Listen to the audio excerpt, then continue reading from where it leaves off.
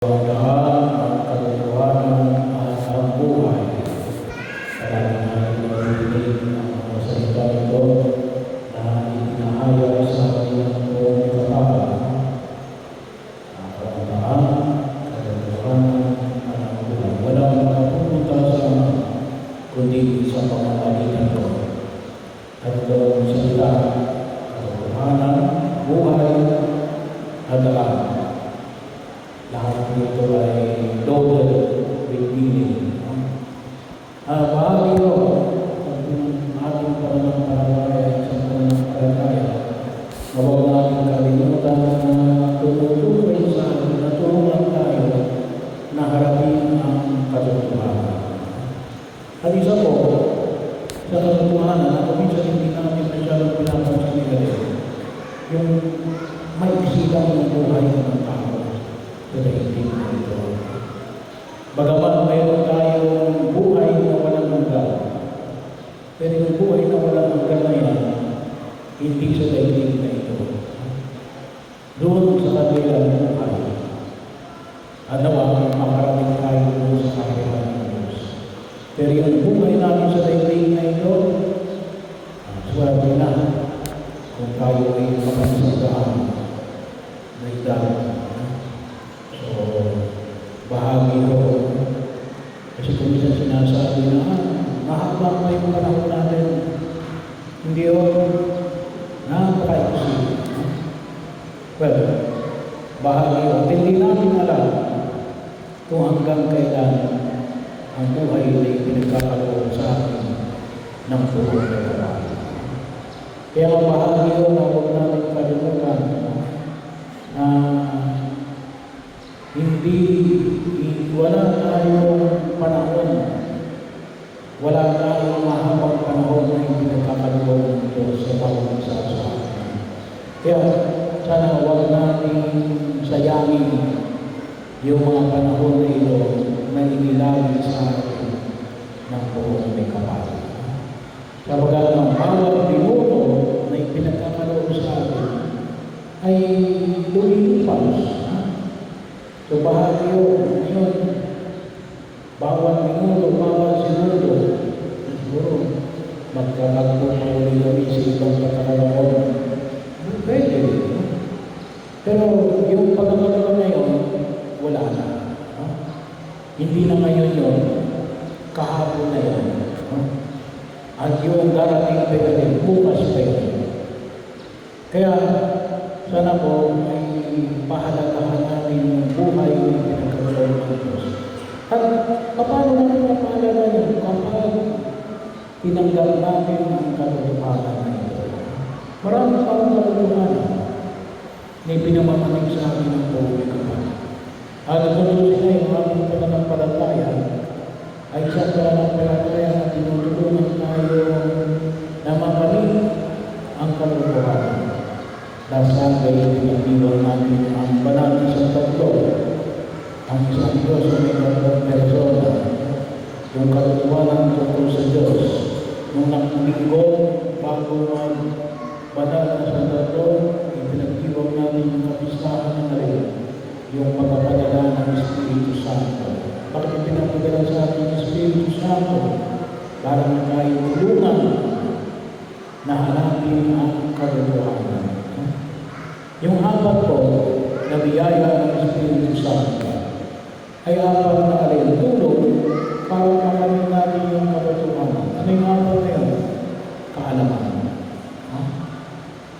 Kinakailangan meron tayo mga. Hindi naman natin kinakailangan na tayo lahat ay alam natin lahat ng bagay. Hindi natin kinakailangan na tayo ay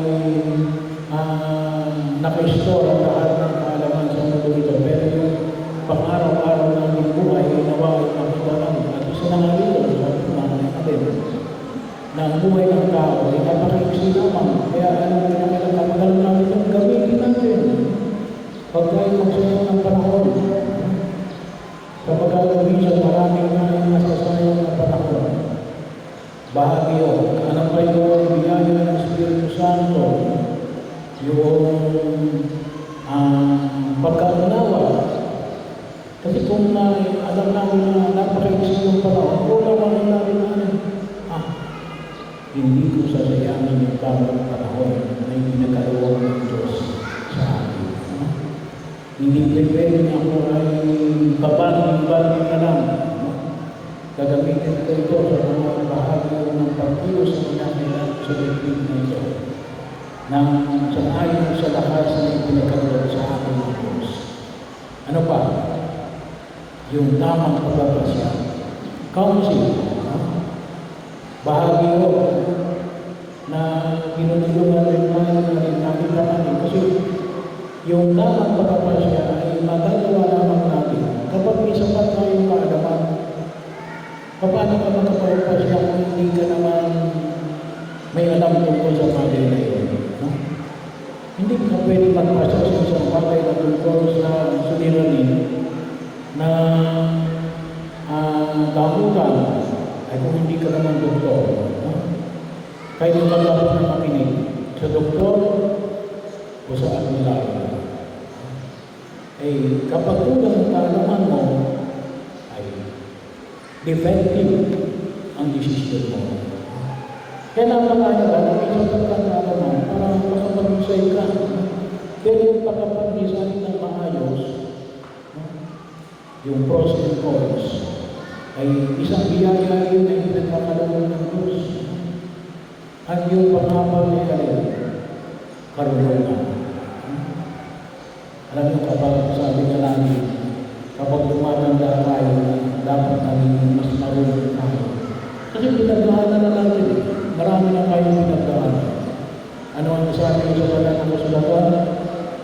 We have to learn from the wisdom of the Lord.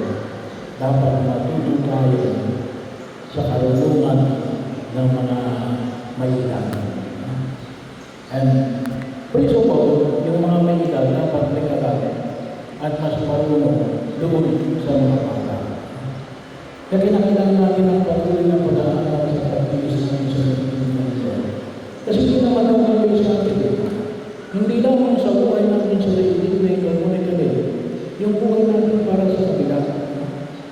Na kapag makita natin, bahagi na ang lahat na hindi pumutulong natin, makita natin yung katotohanan.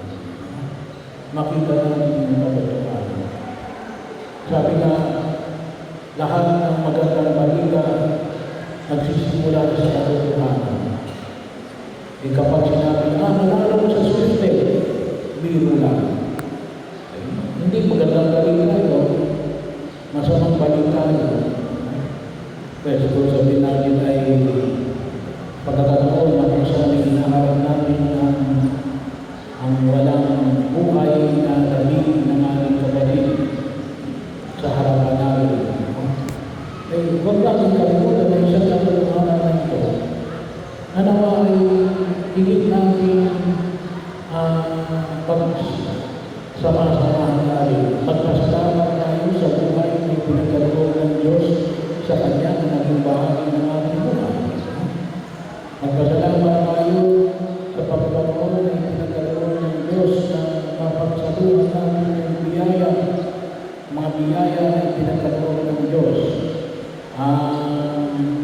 Pamilya na naging bahagi ng buhay ng ating kapatid. Kaya, bahagi ini nagsisimula sa katotohanan. At yun po naman yung naging natin makita kasi ang ating Diyos ay ang Diyos ng katotohanan. At yun yung patutunan natin. Kaya malaki yung may tutulong sa atin ng pumikapat kapag natuturuan tayo na harapin ang katotohanan. Na alin, ang ating kapatid, bagaman na mayaman ang alam natin natin, pupunta na doon sa kaharian ng Diyos sa langit. Father, nagkasala, nananawa ay nakahingi siya ng kapatawaran. At kung sakaling mag-sin na may pagkukulang, ay tayo na sa nanawa